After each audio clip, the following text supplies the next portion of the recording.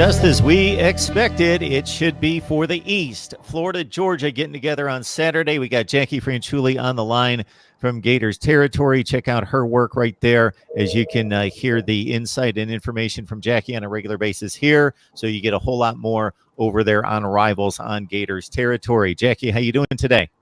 I'm doing well, Mark. How are you doing? I am doing just fine, and this is the date on the calendar that gets circled each and every year for tradition and rivalry reasons.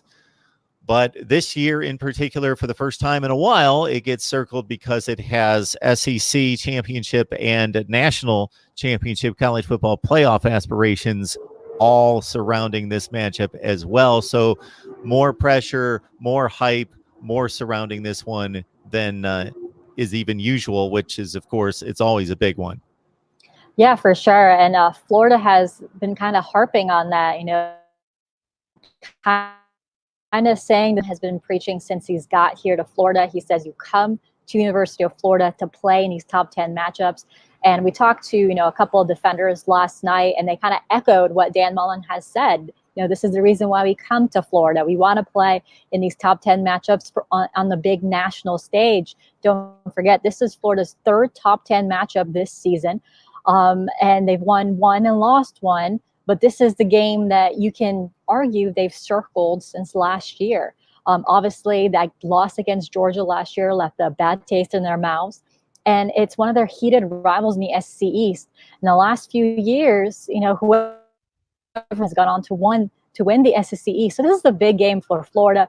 Honestly, if they beat Georgia on Saturday and then they beat Vandy and then Missouri loses next Saturday, then Florida wins the SEC East and is on his way to Atlanta. So a lot of things that they're fighting for and a lot of goals that they want to reach just to be Dan Mullen's first SEC East title as a head coach of Florida.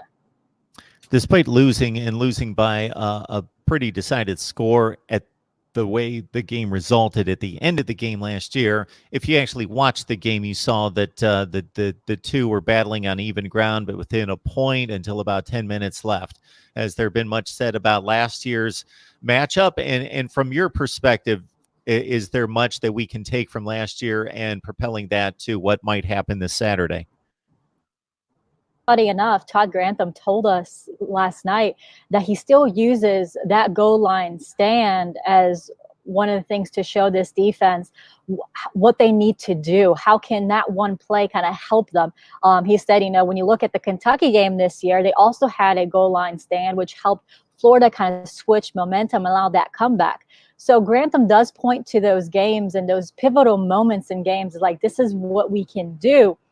And when you look at the Georgia game, you're absolutely right. It was closer than that scoreline kind of suggested. Up until that Felipe Franks fumble, it was, a neck and neck game. So I've done a good job for moving forward from that game. In certain aspects, they are a better team than where they were last year. Obviously, it's the second year of Dan Mullen.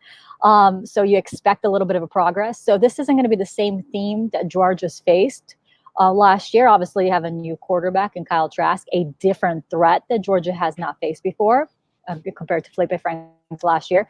So there's certainly things that Florida is done better this year. But on the other hand, what we learned last year was that DeAndre Swift is a hard running back to bring down. He had a field day against Florida last year.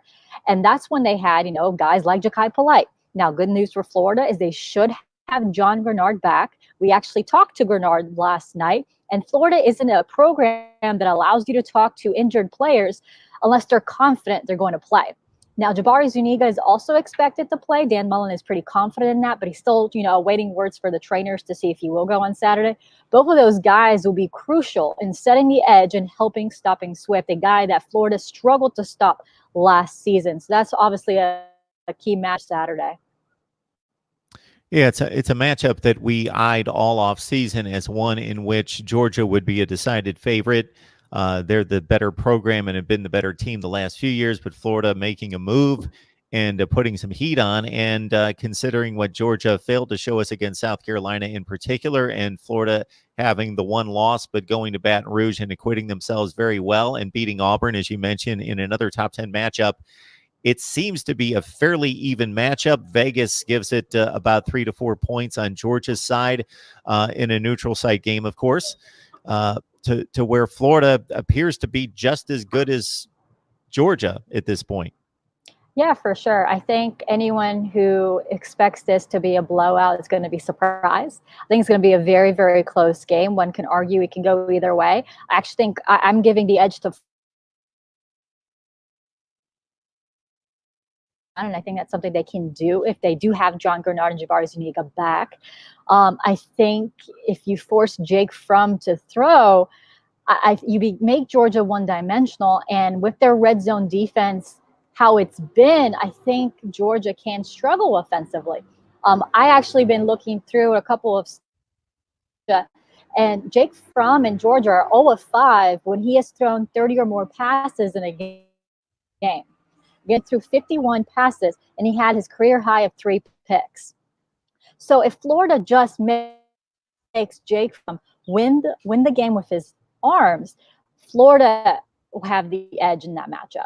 And right now, when I look at Florida's defensive line versus Georgia's offensive line, obviously you see how big Georgia's O-line is, but then you think Florida's D-line is faster. That's something that Nick Savage and the Gators have really focused on in the offseason. Actually, Kyrie Campbell told me he wanted to be faster. That's why he lost a little bit of weight and gained muscle weight. So that's something that he focused on. He wanted to be faster. So I want to see how that plays out. I think that will give the edge to Florida when it goes against the offensive line.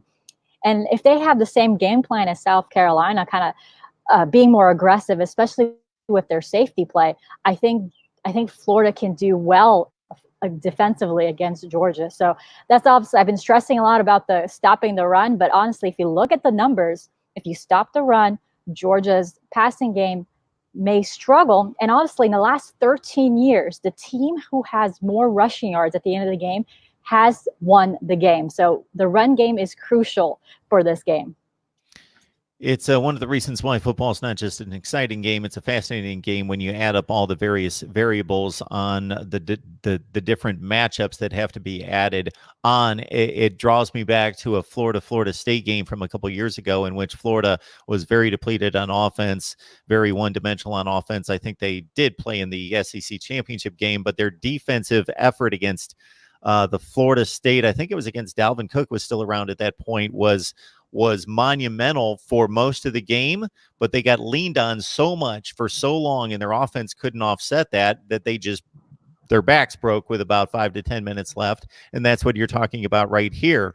If Florida's shooting gaps and using their speed and quickness against Georgia, and their offense can put up a couple scores, then they take away the running game. They put the pressure on Fromm. He's got to put it up more times than he or his coaching staff want him to, and they can really pin their ears back and come after him. But on the other hand, if the offense doesn't score, they get a couple drives, get a couple scores going their way, meaning Georgia, then they start to lean on that defense, and they're just plugging away in the second half and grinding it down and wearing on the defense. And that's when a guy like DeAndre Swift can catch a seam and start gashing the defense for big gains. Yeah, for sure. And I think that that is what Florida's, one game plan and one thing that they're going to be watching out for, because we've seen that Kyle Trask and the offense does a good job going toe-to-toe with a good offense like LSU. We saw that happen. But at some point, your defense needs to make a stop. And I think at some point in against the Tigers, Trask was just forcing things towards the end of the game. He was trying to make things happen. He wasn't going through his progressions. He was just forcing his throws, which is why he was picked off. So that he really needs the defense to help him kind of balance it out. And on the other hand, he needs the running game for Florida also to step up to kind of balance it out. That's something that has slowly gotten better for Florida. They had one of their best games against South Carolina. A lot could be said that's because they moved Richard Garage to the starting lineup and moved Brett Heggie to right guard, which is probably his best position on the line.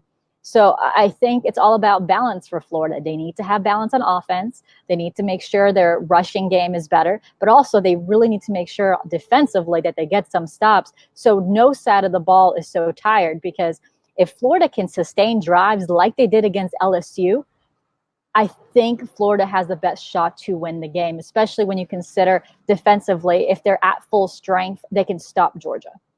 Yeah, like you say, I don't see either team getting away from the other one. LSU had the firepower that Florida found themselves in that type of game.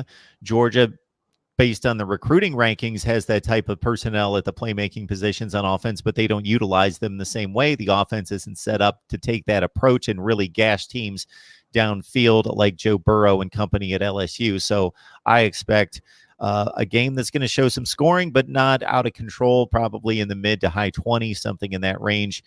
Florida, Georgia should be fascinating, and an SEC Eastern Division championship likely on the line, and maybe more. Jackie, anything else on this one? No, it's going to be a really good, I feel it's going to be a really good game. Like you said, it's going to be a close matchup. You know, I could see a field goal being the deciding factor at the end of the game, Mark. All right, Jackie Franchuli from Gators territory. Please join her and the rest of the crew over there on Rivals. Jackie, we appreciate you stopping by. Enjoy the game. Thanks for having me, Mark.